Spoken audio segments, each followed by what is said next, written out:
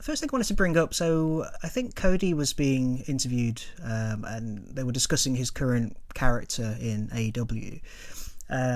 And essentially the question was put to him, would you consider what you're doing at the moment to be sort of babyface or heel? And he essentially kind of responded by saying that, the whole idea of face and heel in wrestling is a bit of an old, sort of tired trope, I think was the words he used. And I think that's just an interesting point to discuss here, actually. I just wondered, what our thoughts are around that. Do you kind of agree? Like, do you think wrestling today has changed to the point where we don't need the heel and face dynamic anymore, or what?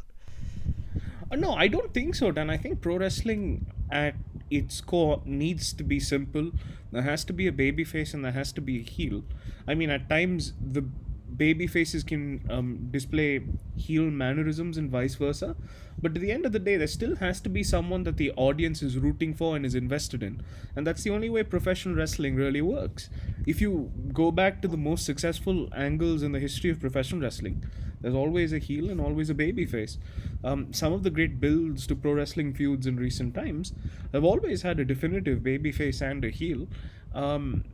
If you don't have that babyface heel element to it, I think what you end up getting is just a mess. Yeah, I think I largely agree. I think, in a way, I mean, I don't fully disagree with what Cody's saying, but I think what he's getting at, or what I kind of expect he's getting at more, is this kind of the thing that WWE have been doing for a lot over the last sort of 10 years or so, of kind of just telling fans, right, this is a babyface, this is a heel, just act accordingly. And I think fans do get tired of that, and they kind of see through that, and I think that's where a lot of the problems kind of arise from. Because I guess in today's wrestling, I think it is quite difficult to be a heel, because it's almost like if you're too good at it, then you'll eventually just turn yourself face anyway, because people will start kind of respecting you and kind of liking the stuff that you're saying.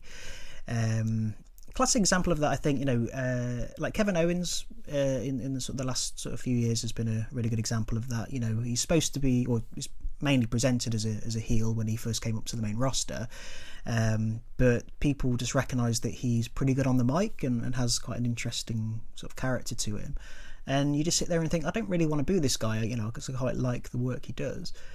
So then you kind of just get left with these heels like Baron Corbin, who I think, like, that's more the kind of, I don't like you, I don't want you to be in this position type of heel, which isn't really what you're going for. Like, you want people to dislike you because of the things you say, not just because you're kind of like a mediocre talent, if that makes sense. Right. Yeah, that absolutely does make sense. But then, so what I'd like to say is, I mean, for example, let's say you have a heel who's doing well, and the audience starts to like him. You don't need to change any of his mannerisms or anything like that. He can still work as a babyface by doing the things that he was still doing as a heel. What you just need to do is make sure that his opponents are also then start to become heels, if that makes any sense. He can't all of a sudden start pandering to the audience and start becoming like this sort of naive character, because it just doesn't work. That's not why the audience believed in him to begin with. So if that's what Cody means, in the sense that you don't need to be like a traditional sort of baby face, then I could agree with him. But again, there always has to be a character that the audience can get invested in, and a character that the audience can despise. So that's just my 2 cents on it. Yeah.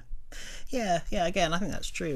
Like maybe the problem then is more to do with the like how things are presented. Especially, this is a big WWE problem over the years. They know who they want to push as their sort of main baby faces, because they're sort of profitable, I guess, to a certain extent, and they kind of appeal to a wide audience, especially sort of the younger fans. So Cena, the number one babyface on paper, at least, for the WWE for so long.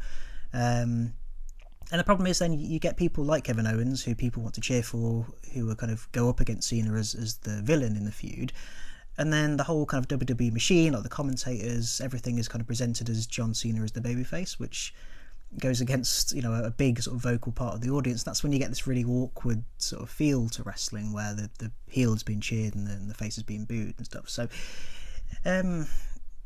yeah, I don't know. Like, are we kind of entering into a phase where it's like wrestlers just kind of do what they do, and the fans kind of just go with it, or like I don't know. How do you change that? Do you make the commentary team more neutral and maybe not kind of be so obvious about who the good guy's supposed to be, or I don't know how you get around that really.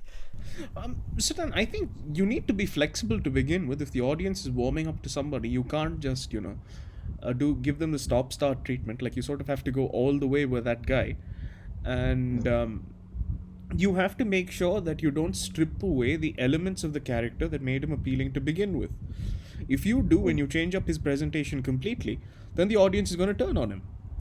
So, for example, if you look at Dean Ambrose with the WWE, there was a period when it looked like he was going to be the breakout guy from the Shield because he had a sort of unique charisma and he was good on promos and stuff like that. And WWE just sort of decided to put their own spin on him.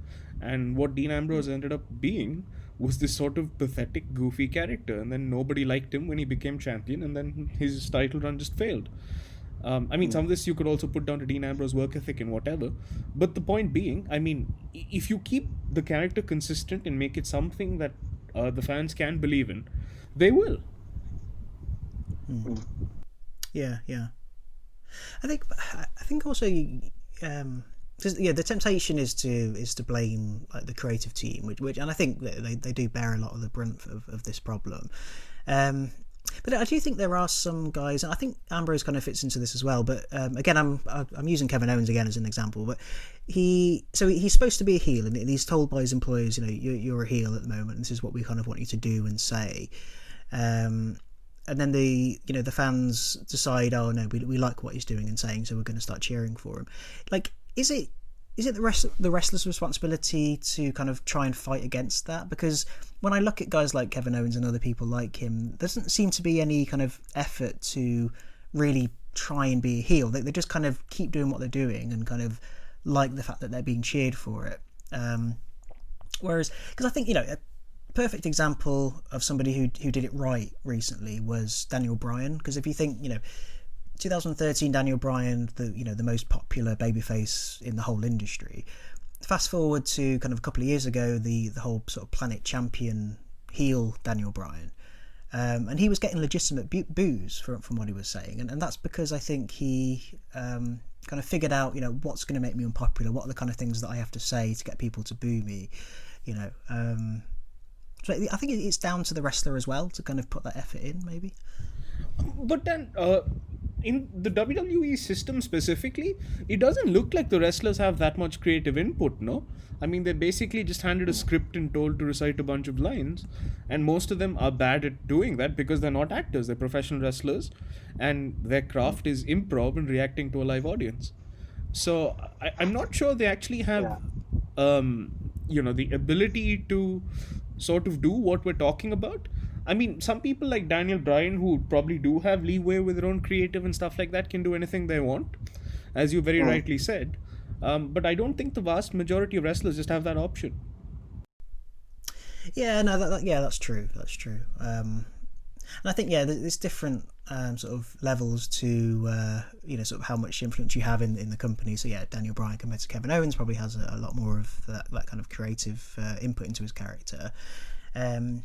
But then again, it's possible that, the creative team kind of looked at Bryan and think, okay, how do we make you a heel? Well, what is it about you that people might not like? Well, like, you're a vegan environmentalist, like maybe we can sort of turn that up to 11 and just kind of, get you sort of administering, telling people that they're, doing X, Y, and Z to the planet or whatever.